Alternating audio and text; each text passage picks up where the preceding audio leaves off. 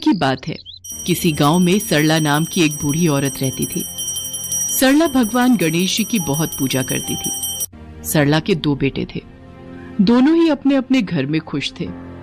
सरला की बस एक ही इच्छा थी कि उसे मरने से पहले एक बार भगवान गणेश के दर्शन हो जाएं। वो इसी भक्ति भाव से गणेश जी से रोज प्रार्थना करती। एक दिन सरला मंदिर में गणेश भगवान के दर्शन कर रही थी। तभी वहां एक साधु बाबा आए। उन्होंने सरला को प्रार्थना करते देखा। हे गणेश जी, मुझ पर कृपा करो। मरने से पहले मैं आपके दर्शन करना चाहती हूँ। बस मेरी ये आखिरी इच्छा पूरी कर दो प्रभु।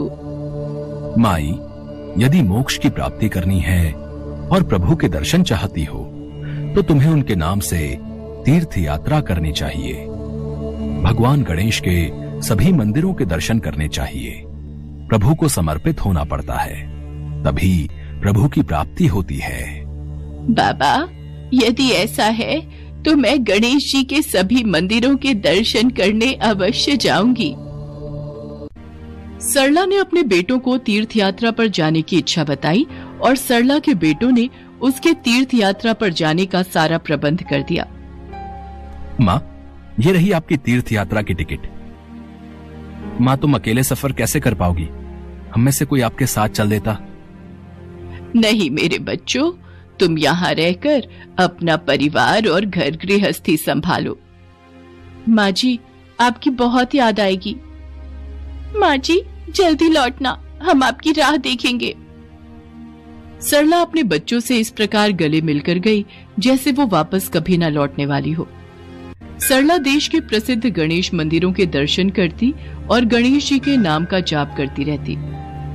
ओम श्री गणेशाय नमः, ओम श्री गणेशाय नमः, ओम श्री गणेशाय नमः। ऐसे ही शहर शहर मंदिर मंदिर घूमते हुए एक दिन सरला गणेश मंदिर के दर्शनों के लिए प्रतीक्षा में थी। बारिश भी उस दिन तेज थी। वो मंदिर के बाहर एक धर्मशाला में रुक गई। वहीं उसकी मुलाकात 2 और महिलाओं से हुई जो उसी की तरह बूढ़ी थी।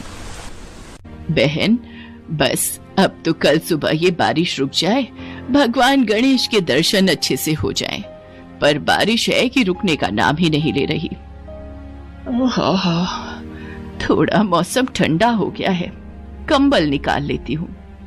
बहन रुको, मैं भी जरा अपनी चादर बैग में से निकाल लूं।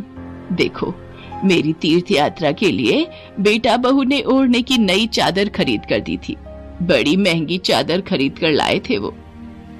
सरला उन दोनों की बातें सुन रही थी। वो दोनों बूढ़ी औरतें घर परिवार की बातें कर रही थी और सरला भगवान गणेश के नाम का पाठ कर रही थी। गणेश जी ये सब अपनी दिव्य दृष्टि से देख रहे थे। वो उन तीनों की परीक्षा लेने के लिए एक भिखारी के रूप में उनके सामने प्रकट हुए। बारिश में मेरे सारे कपड़े भीग गए हैं। माई, कुछ ओढ़ने को दे दो, बहुत ठंड लग रही है। मुझे कोई अपना कंबल या चादर दे दो। ये भिखारी कहीं मेरा ही कंबल ना मांग ले। गहरी नींद में सोने का नाटक करती हूँ। मेरी चादर बिल्कुल नहीं है। अगर इस भिखारी ने मुझसे मेरी चादर मांग ली तो मैं क्या ओढ़ूंगी? वैसे भी मेरी ये चादर नहीं है। अभी तो ना जाने कितने साल और इस चादर का इस्तेमाल करूंगी। ना ना ना, मैं तो अपनी चादर इस भिखारी को नहीं दूंगी। मैं भी सोने का नाटक करती हूँ, नहीं तो मेरी नई चादर हाथ से छिन जाएगी। सरला ने देखा भिखारी ठंड से ठिठुर रहा है। वो भिखारी से बोली, बाबा चिंता मत करो, मेरे पास ये स्वेटर है, मैं इसे पहन लूंगी। आप मेरा कंबल ले जाओ। वैसे भी मेरा यहाँ आखिरी दिन है, कल की कल देखी जाएगी। ये लो बाबा, कंबल ओढ़ लो।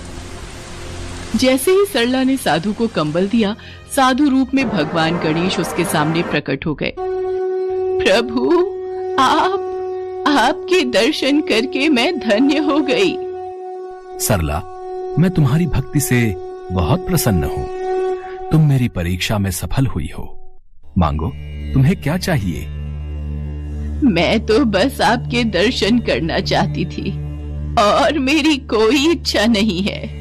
मुझे अपने चरणों में स्थान दीजिए प्रभु। को लेने के लिए स्वर्ग से विमान आया जिसमें उसकी आत्मा भगवान गणेश के साथ स्वर्ग लोक चली गई। अगले दिन उन दोनों औरतों ने सरला को जगाने की बहुत कोशिश की, पर सरला तो प्रभु गणेश में विलीन हो चुकी थी। उसका नश्वर शरीर ही धरती पर रह गया था। उसकी आत्मा को मोक्ष मिल गया था। आसपास के लोगों ने देखा, सबने यही कहा, सरला तो भगवान के द्वार चली गई है। वो दोनों औरतें मंदिर में दर्शन करके अपने अपने घरों को लौट गईं। सरला के बेटा बहू ने सरला का अंतिम संस्कार किया। वो जानते थे उनकी मां की आत्मा को भगवान गणेश ने मोक्ष प्रदान किया है।